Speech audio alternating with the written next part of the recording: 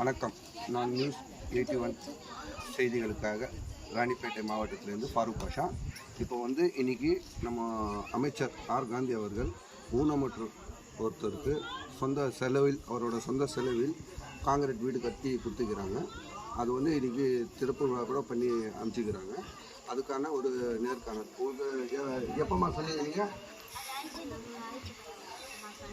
ஒரு மாதம் அவங்களே மொத்தம் எல்லாம் அவங்களே பண்ணி கொடுத்தாங்க. உங்களுக்கு யார் அமைச்சரே பண்ணி கொடுத்தாங்க?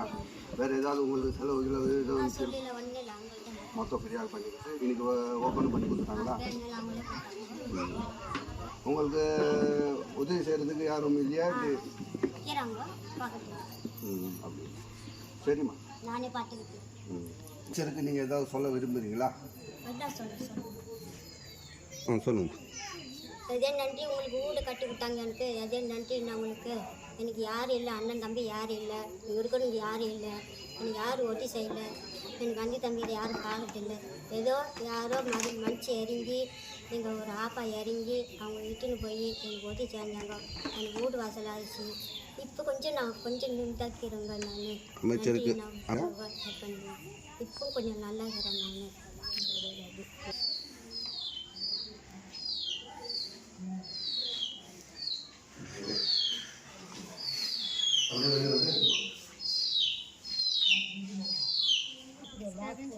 அமைச்சர் சொந்த நிதியிலிருந்து இந்த பெண்மணிக்கு இந்த வீடு கட்டி கொடுத்ததுனால இந்த பெண்மணி மனதார பாராட்டி அமைச்சரை வாழ்த்தினார்கள். நியூஸ் 81 செய்திகளுக்காக ராணிப்பேட்டை செய்தியாளர் ஃபாரூக் பாஷா.